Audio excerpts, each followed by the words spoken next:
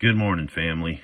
I trust you all had a wonderful weekend and everybody's doing okay.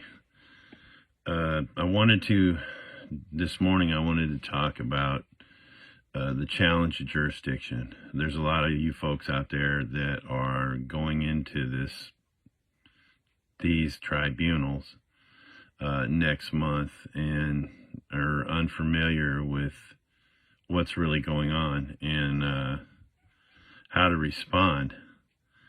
So first off, I'm going to start off by reading a little bit from Black's Law, and I use this without prejudice. I just want you to realize what it is that they're doing, and the best way to respond. You don't have to know a lot of legalese, but you really should get this one figured out. It's Latin. They're Latin words, and you should get it figured out because it's very important. And as I get into this video, you'll see how I used it and how it is important.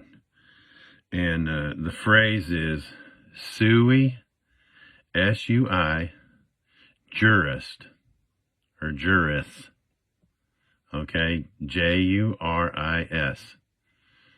Sui Juris. And the other part is in propria persona. They're both legal words, legal Latin legalese. Pardon me. I may have just created a new word. But Sui Juris is Latin, and it means of his own right, possessing full social and civil rights, not under any legal disability or the power of another, or a guardianship. Okay? And then the second words are in propria persona, in one's own proper person. So think about that for a minute. Sui Juris, in propria persona. When you go in there and you go in Sui Juris, in propria persona, you're going in there as the only living, breathing soul in there. Everyone else is wearing hats. I've talked about this before in previous videos. They're wearing hats. Every one of them's wearing a hat. They're wearing a fictitious entity. The judge, the prosecutor, the bailiff, the clerk, the stenograph lady, the one they're all wearing hats or fictitious entities. It's why you can't sue them in their personal capacity. And you'll find out as we go into this, in the conditional acceptance, you're not suing them, but you're going after them in their person, their in propria persona, in their proper person. So what you're saying is you're in there of your own right. You're possessing full social and civil rights, and you're not under any legal disability or the power of another or guardianship. I've said it before in the videos. Lawyers are there for minors, which would be a guardianship. You'd be in a guardianship, or a legal disability, a retard to the legal process. Okay, that's what you are when you go in there with these clowns, these lawyers, these attorneys. They're agents, they're actors. When you look up the definition of what they really are, and you're going in there in proper person. Now, I've said it before in other videos, they don't have jurisdiction. Now I'm going to get into that, why they don't. And this is important to know, folks, because you'll see as I get into this what happens when you go in there and you do this kind of thing. In the footnote of in propria persona, it says, it is a rule in pleading that pleads to the jurisdiction of the court. must be pled in propria persona, because if pled by an attorney, they admit the jurisdiction, as an attorney is an officer of the court. He is presumed to plead after having obtaining leave, which admits the jurisdiction. Okay, think about that. The very last part of that sentence is which admits the jurisdiction. So he's an officer, or she is an officer of the court, and they take their leave to plead for you. And by doing so, they're granting the jurisdiction.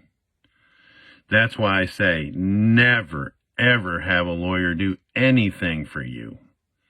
Learn to do it yourself, folks. Go in there of his own right.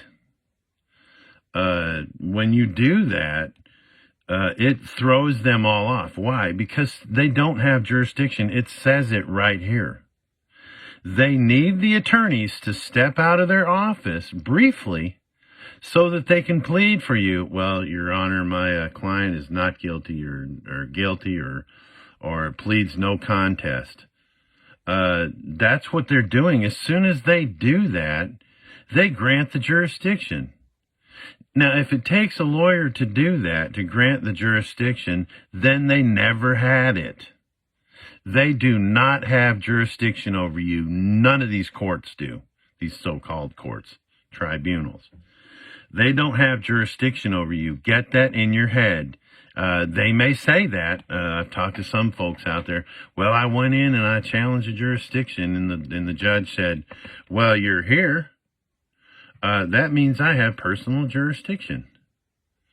They're going to play this, folks. They're going to play you when you go in there and you do this. But you have to stand your ground. No, I'm not in here of my own free will. Now I'm going to get into that.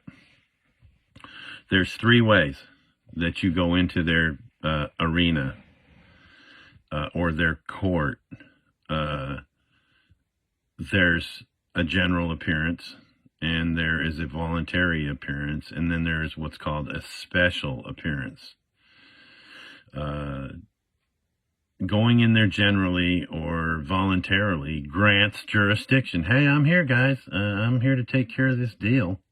Well, you just granted them jurisdiction when you enter that way. That's why when you go in there in propria persona, you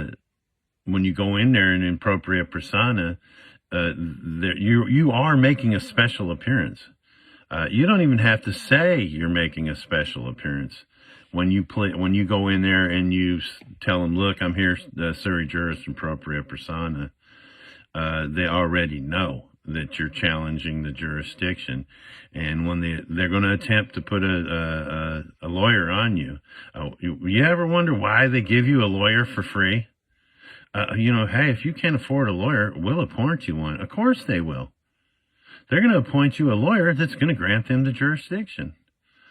Now, the thing about that is when you go in a special appearance, if you can, make them force you in there. If you're going in there in handcuffs, you're there under duress. You are not there because you want to be there. It's very apparent that I don't want to be here if I'm shackled. If my ankles are shackled, I got a belly chain on with cuffs, shackled, my hands shackled. I am not here and making a general appearance or a voluntary appearance. That is a special appearance. All special appearances are challenges of jurisdiction, every single one of them. And once you challenge the jurisdiction, the court cannot move one step further until they answer the challenge. So don't let them move. Don't let them move forward. Once you challenge the jurisdiction and they try to do something other than answer the challenge, stop them. Hey, hold on a minute there, dude in the black robe. I like to use their first name. Because they have no honor. Judges have no honor. If they did, Jesus would have spoke highly of them. So when you go in there and you're in a special appearance, don't let them move. Remind them that they can't move. Whoa, hold on a minute. What the hell do you think you're doing? You have to answer this challenge. You cannot move. Answer the challenge. If you have to, get to cussing them. Not only is it fun, but it'll wake up the whole courtroom. You'll hear a pin drop when you're done talking. And they'll try and remove you. Get him out of here, bailiff. Tell the bailiff, you touch me, I'm going to charge you with assault and battery.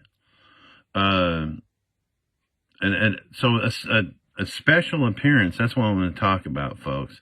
The special appearance and how do you challenge the jurisdiction, okay? What happened in our case in 2017, March the 1st of 2017, 7 of us were forced in front of Cheryl Blackburn, a so-called judge in the Circuit Court of Davidson County, which is where Nashville's at. They brought us in there one by one. We refused to go. So they made us. Oh, you're going. But the night before I went, or might have been a couple nights before I went, I started handwriting down on a piece of yellow paper. They gave us pads they wouldn't give you spiral pads because they were afraid you make tattoo guns out of it and stuff. So you would get a steno pad to write on. And what I did is I wrote down 11 times, because there was 11 of us, what to say, so that when we all went in there, we were all saying the same thing. This thing that we said, I also taught to other inmates over the first 6 months or 7 months of being here. I taught these other inmates how to say it. They were getting their misdemeanor charges dropped. One of them had a felony charge dropped by saying what it was we said. And then you ask, well, why didn't it get you out of trouble? Because the state had different plans for us. If you're in there on a misdemeanor and you say this stuff, they're probably going to drop the charges or rush you out of the room. And then they're going to come down later on with some lawyer and say, oh, they've dropped the charges on you. You'll be free to go. Because they don't want the rest of the people in the audience to hear what it is you're saying. So here's what we said. Here's what I wrote down. And all of us said this. Most of them read it off. All of the 11, most of us did anyway, read it straight off the paper. Pulled the paper out from their one little shirt pocket in their orange jumpsuit and read it. I didn't. I had it memorized when I went in there. I knew exactly what I was going to say. They took me in there first. I don't know. I guess they thought because I was one of the younger ones that I would, break first or whatever. I don't know. But this is what I said, folks. Pay close attention to what I'm about to say, because I'm going to break this down for you too. When I first went in there, she said, stand behind the podium. I said, no, I'm going to stand right here alongside of it, because I don't take directions from somebody who's a servant. No, I'm going to stand right here next to the podium. Well, you got to stand in front of it so we can hear what you're saying. Believe me, you're going to hear every word I've got to say. So she went on to speak, and I stopped her in the middle of the first sentence. I said, hey, hold on a minute. I said, there's something I need to say before you go any further. She said, well, okay, go ahead. Say what you got to say. So this is what I said, folks. Without prejudice, I, Christopher-Allen, Hauser, beneficiary and sovereign, am here under fraud, menace, and duress, fiduciary Cheryl. That was the first sentence. The next sentence was, this is a Social Security Sesticate Trust action, which you are now a real party in interest to. And the third sentence was, this is a military admiralty jurisdiction in maritime law. See Title IV of the United States Code, Lawyer's Edition, Section 1, Interpretive Notes and Decisions, where it says, Changing of the national flag is within the discretion of the president, acting as the commander-in-chief of the Army and the Navy. Okay? What I did is I challenged the court straight off the rip. The first thing you do is reserve your rights without prejudice. And then what you say is your human name with the hyphens and the colons and then you say your titles. My title is beneficiary and sovereign. I'm here under fraud, menace, and duress, right? So I'm not here on my own free will. I'm here because you forced me in here. That was grounding my special appearance, is what I was doing. And then I said fiduciary Cheryl, which indicated right away that she was a fiduciary in a trust action. Then what I went on to say was, this is a Social Security Sesticate trust action, which you are now a real party in interest to. What I was saying was, this is a trust action. This is what's going on here. And you're now a real party in interest. And then I was making my statement that it's a military admiralty jurisdiction in maritime law, the flag, the gold fringe flag. Now, a lot of people out there going, yeah, well, I've seen videos and they've tried this over the flag and it doesn't work. Well, in a lot of cases it does. And 5 years ago, it was a good argument. Now, one thing that you'll notice you didn't hear me say when I said all this stuff was the judge go, whoa, hold on a minute. You're not a beneficiary and you're not a sovereign. And wait a minute, you're not here under fraud, menace, duress, and extortion. And hold on 1 minute. I'm not a fiduciary. What are you talking about? Whoa, wait a minute. This isn't a Social Security Sesticate trust action. And I sure ain't no real party in interest. You better back up, dude. I don't think you know what you're talking about. This isn't a military admiralty jurisdiction. This flag, gold fringe flag behind me, doesn't mean anything about any jurisdiction. You never heard that. This is actually on the recording, folks, and all 7 of us said the same thing. So at that point, she acquiesced. If you're unfamiliar with the word, acquiescence is admission by silence. You're admitting to what I'm saying by being silent about it. If I say you're a jerk off and you don't say, whoa, wait a minute, I'm not a jerk off. Well, then guess what? You're a jerk off. Or whatever flowerful word you'd rather replace with that. Then you acquiesce to it. She couldn't say I wasn't a sovereign or I wasn't a beneficiary or none of this stuff was true, because it was. The minute she said, wait a minute, this isn't a Social Security Sesticate trust action, she would be committing perjury on the record, because she knows it's a Social Security Sesticate trust action. She knows she's in a fiduciary obligation. She knew that I was there under fraud, menace, duress, and extortion. Now, folks, I'm telling you this because that was the alleged arraignment. March the 1st of 2017. The trial happened at the end of April of 18.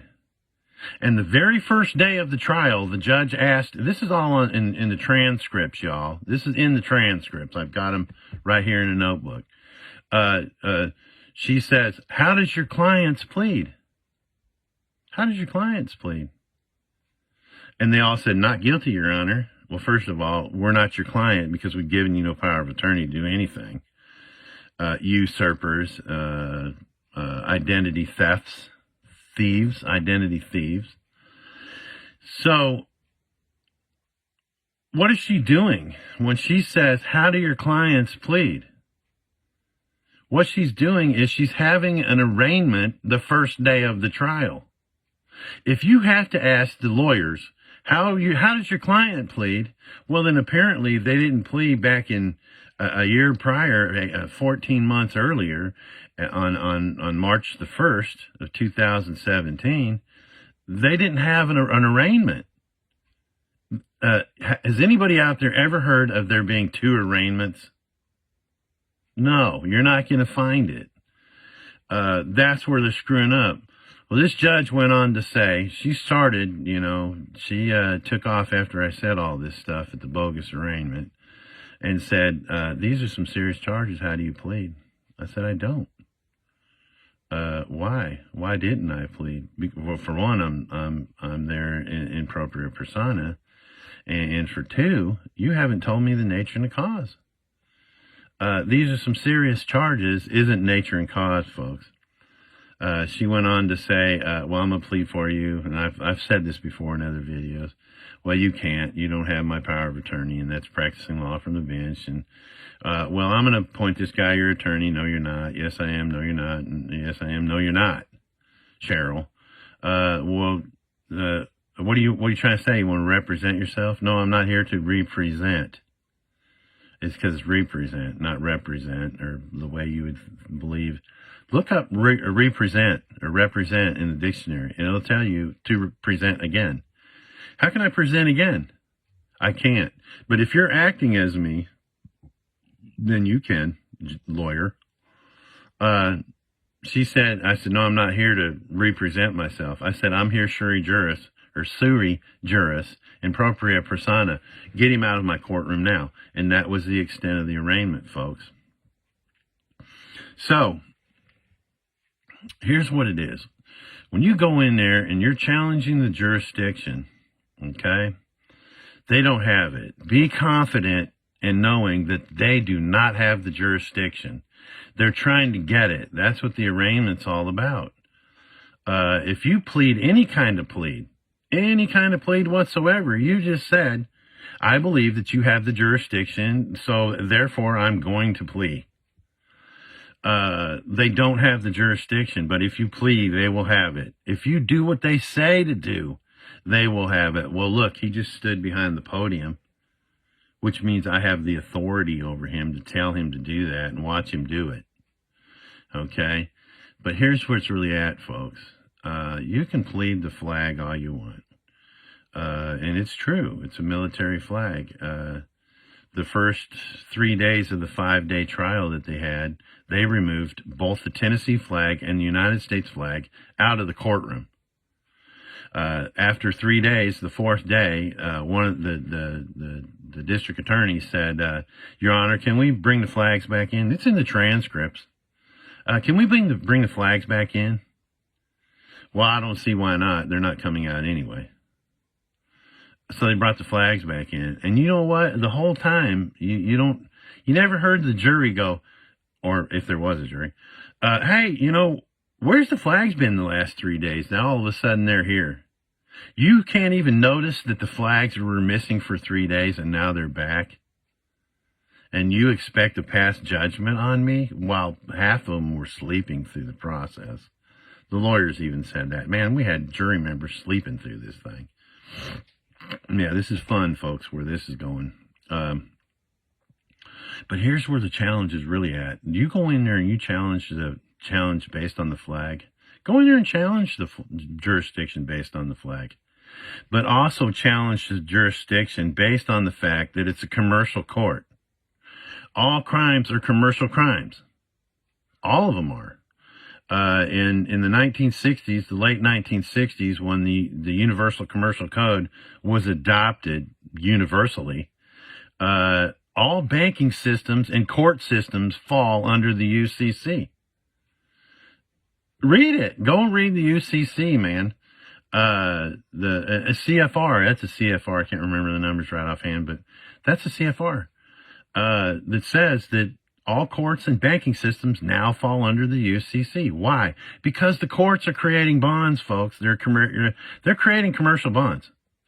If you go in there and say, hey, I'm here to challenge the jurisdiction, okay? And the reason I'm doing that is because this is a commercial court.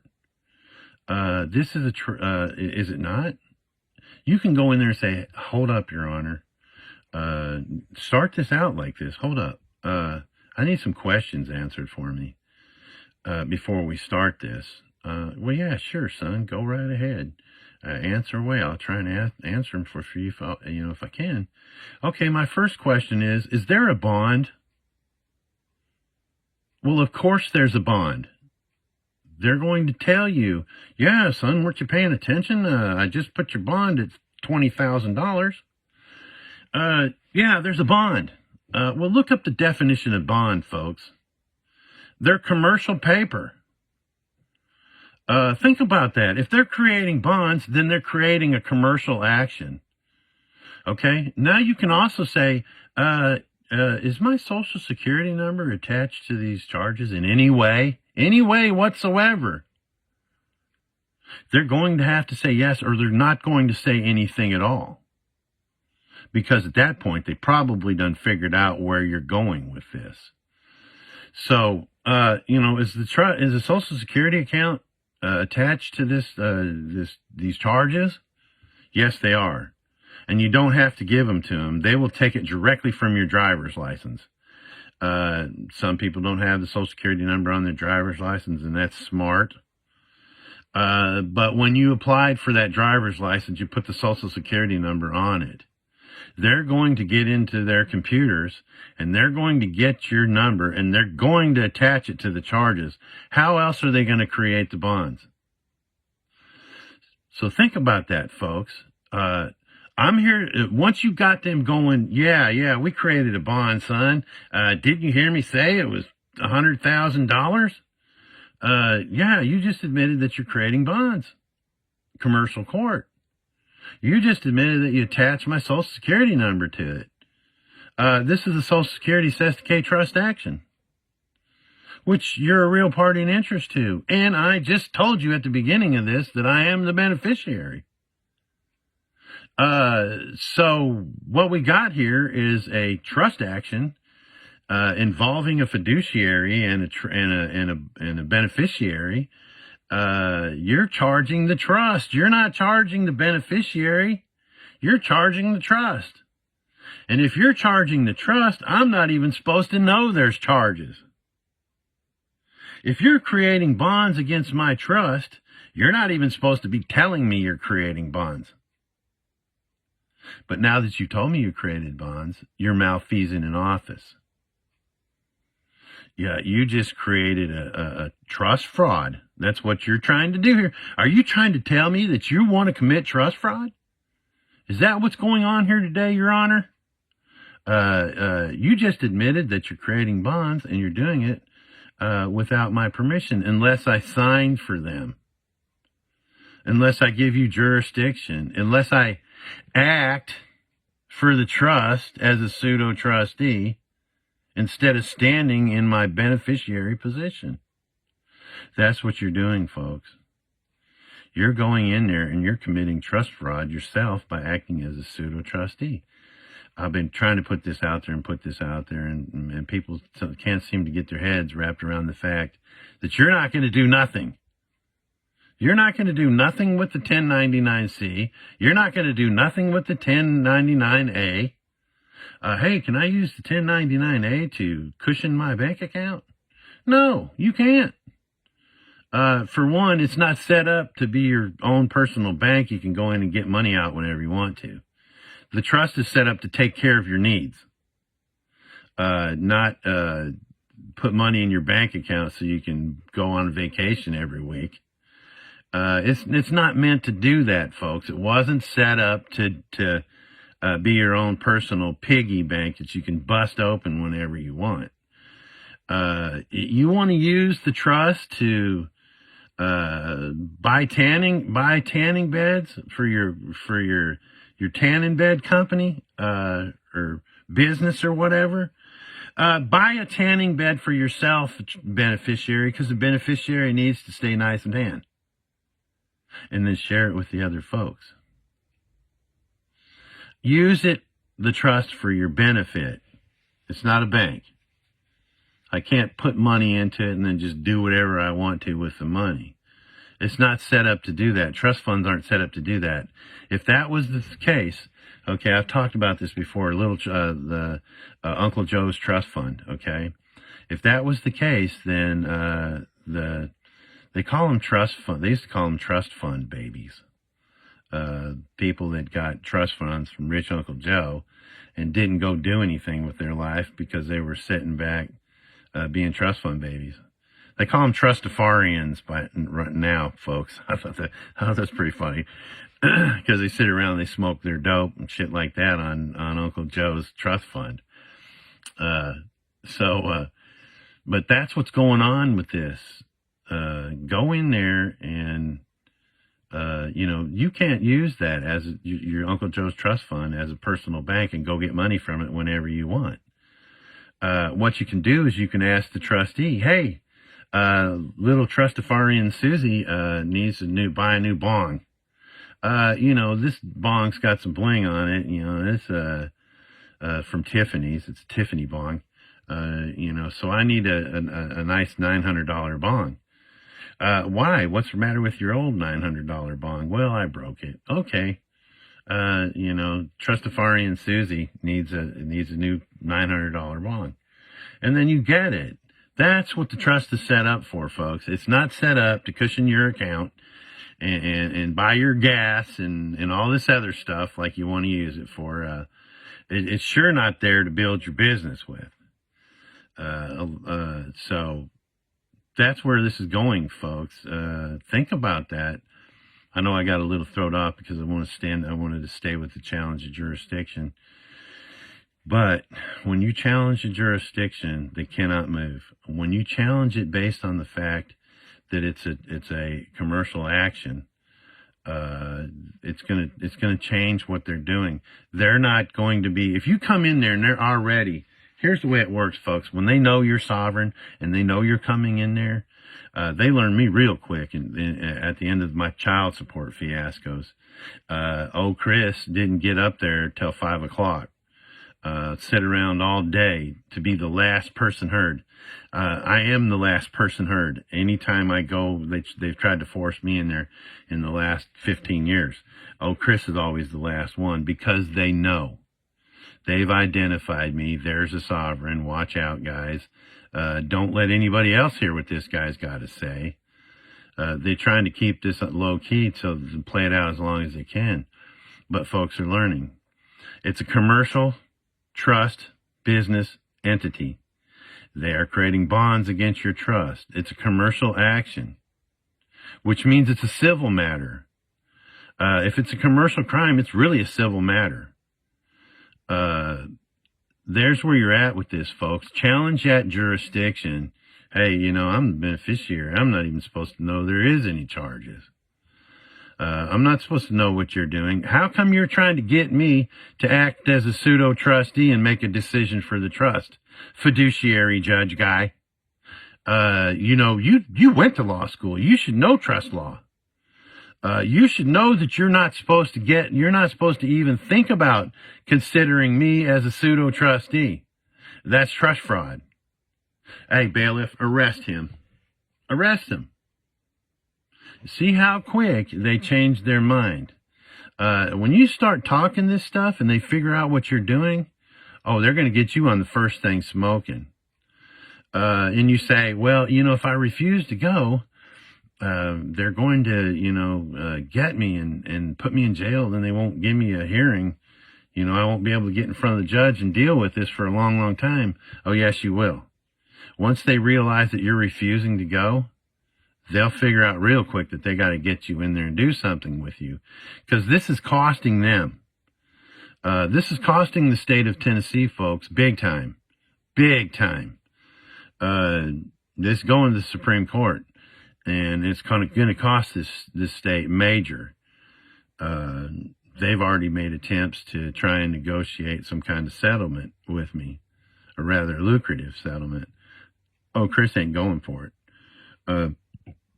But that's what you'll do. You'll challenge that jurisdiction and stick to your guns. Let's see, I want to mention one more thing about this, but I can't seem to slip my mind.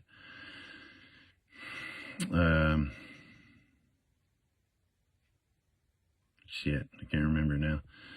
It happens to us old guys. We're getting up there in age. But challenge that jurisdiction and make them force you in there if it's all possible.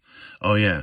If you do go in there, like say they got a warrant for you or something, or a summons to appear, go in there, and if they say, well, you're here, aren't you? Yeah, I'm here. I'm here because if I don't come here and address or challenge this, that you guys are going to come at me. You're going to come after me with your Nazi Gestapo police kicking in my door, scaring my family, shooting us. That's what you guys are doing these days. I came down here to avoid any unnecessary confrontation, but I am here special appearance. I am making a special appearance. Prove that you have jurisdiction. If you don't, shut the hell up. Have a nice freaking day. But that's pretty much it with that, folks. I'm going to try and work on getting a video up with some questions on it. But until then, brothers and sisters, have a blessed day.